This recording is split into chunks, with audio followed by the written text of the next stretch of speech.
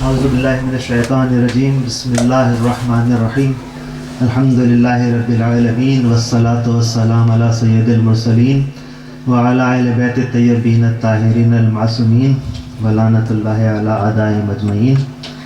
أما بعد فقد قال الله سبحانه وتعالى في القرآن المجيد وفرقان الحميد وقوله الحق. بسم الله الرحمن الرحيم. الذين قال لهم الناس إن الناس قد جمعوا لكم فاخشوهم فزادهم إيمانا وقالوا حسبنا الله ونعم الوكيل. صلوات. اللهم صل على محمد وعلى محمد. Mu'minin and Mu'minat, today the idea was to talk about two virtues. One was bravery and the other was discipline. I've got only 8 minutes left, so we'll see what we can do in time. In the opening of today's lecture, the ayat Mubarak that I selected for as the subject heading is the ayat number 173 of chapter number 3, Surah Al Imran, and the translation of this is: those to whom the people said, surely men have gathered against you, therefore fear them. This increased their faith further, and they said, Allah is sufficient for us, and most excellent is the protector. The background is that it's narrated that after the battle of Uhud, when Mushrikeen and Makkah and Kafir, they were returning, Abu Sufyan, the leader, did a popular and unusual trick. He sent some spies and some people to spread the rumors among Muslims to frighten them and cause panic. And they said that there is a great big army of kafirs who are about to start attacking you, and you will be finished in no time. And Hazrat Amirul Mu'mineen was sitting when this was said to them. When he heard that, he said, let them come. To us it is sufficient that Allah is with us. We do not have any fear but of Allah. Such was the bravery of Amirul Mu'mineen that Allah liked so much and made this event a part of Quran and Majid. Mu'mineen, no lesson or talk in bravery would be complete without mentioning the bravery of Amirul Mu'mineen. Sure. If an orator had unlimited time, let alone 8 minutes, and if a writer had unlimited volumes to write on, they could not possibly complete all the aspects of Amirul Mu'mineen's bravery and valor. And it's not just something that's said for the sake of saying it. Consider the following few examples.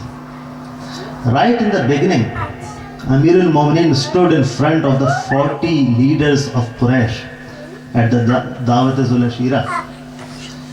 And on the call of the Prophet, he said, me, Rasulullah, I will be your supporter. I will help you in your mission. And he was obviously the first to announce the acceptance or reveal his iman following Rasulullah. And when he was still a child with his brothers, again on the orders of his father, Hazrat Abu Talib alayhi salam, as we heard yesterday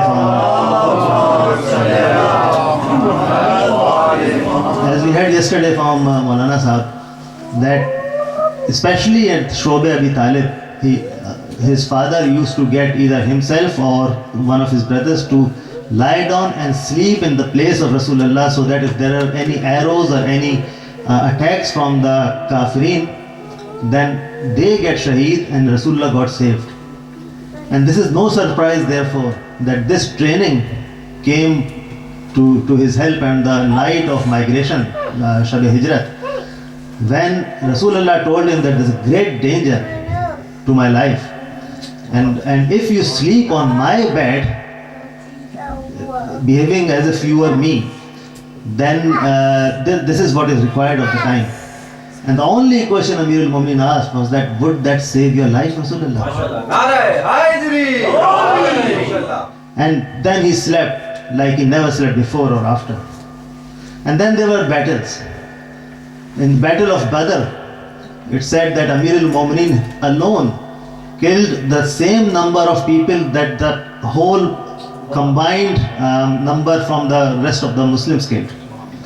And in the battle of Uhud, Amir al-Mu'minin fought so hard that his sword got broken.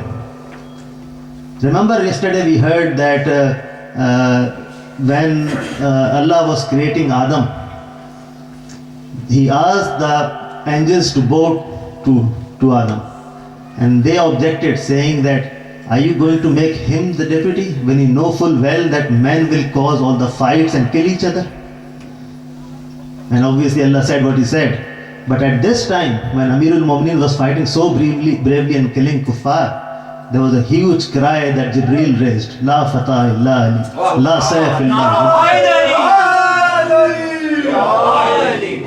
And when people were asked, obviously you all know this and there's no point in going into the details of it, when the rumor spread that Rasulullah has been Na'udzubillah killed and Muslims ran away, or most of the Muslims ran away.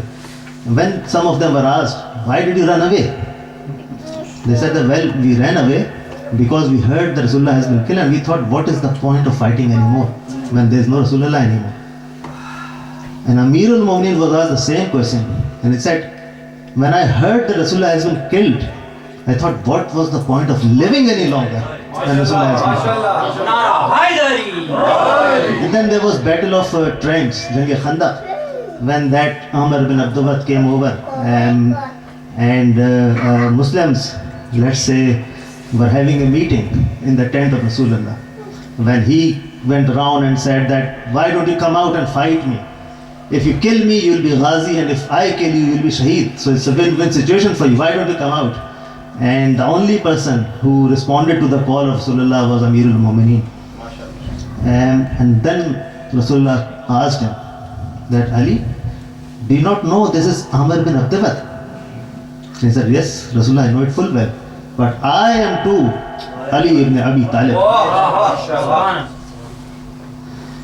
And then there was Jang Khaybar, when again similar situation arose. People went and came back, army or the soldiers blaming the leader and the leader blaming the soldiers, and sometimes, as we heard yesterday, blaming the horse, that the horse did not go in the right direction, etc.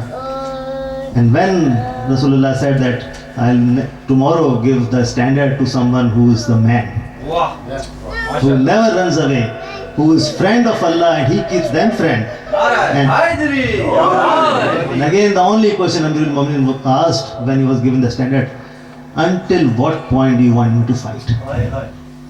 And then Rasulullah said, until Allah gives you victory in both of your hands.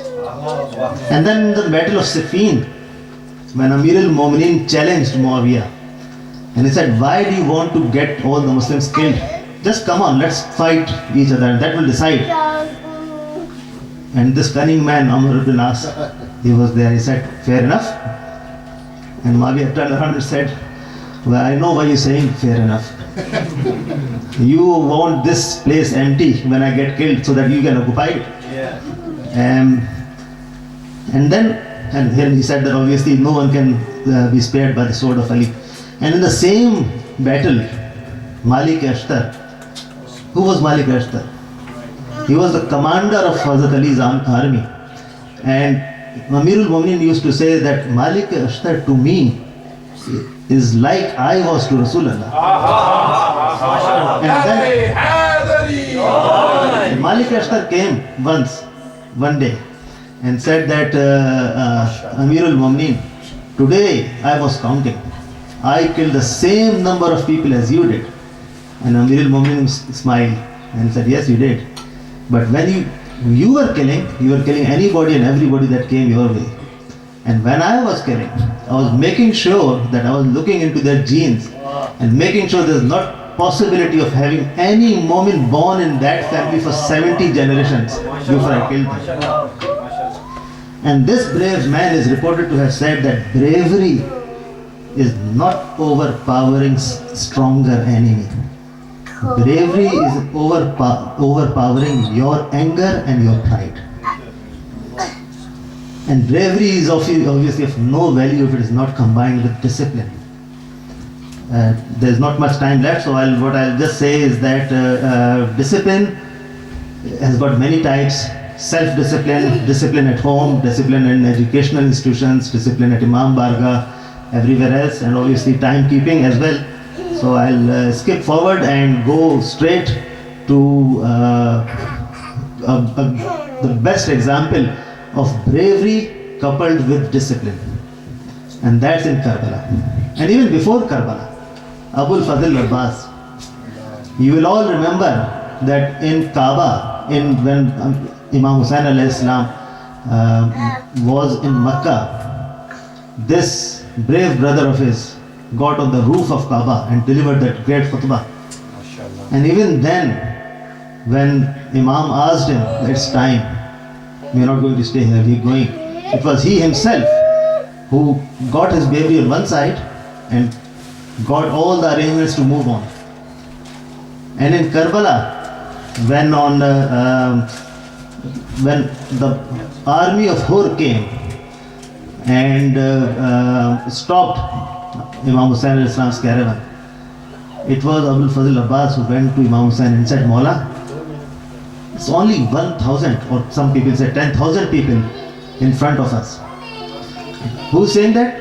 Commander of the army of 72 people, including children and elders. There's only 10,000 people. Allow me to just finish them off now. And obviously discipline came on his way. And then when 7th of Muharram, when the army of Yazid stopped water or got this people around the river and asked them to move the tents, Abul Fazl Abbas was in anger. And he drew a line on the sand of Karbala and challenged the army to cross that line. And when the order came from Imam, it was Abul Fazl Abbas himself who got the tents out and moved away. And on the day of Ashura, when he was told, whenever he asked for permission for fight or for war, the only answer was, you are the commander and standard bearer of my army. And he just didn't do anything. Until the point when he finally asked the same question and got the same answer, you are the standard bearer of my army. Hazrat Abbas looked right, he looked left and said, Mawla, where is that army that I am commander of? And even then he did not get the permission to use his sword, and the discipline meant that he gave his life but did not use the sword. Lanatullahi ala al-qawmi zalimin, salimul lazina zalamu iyya munqalabiyyan qalibun. Wassalamu alaikum wa rahmatullahi wa barakatuh.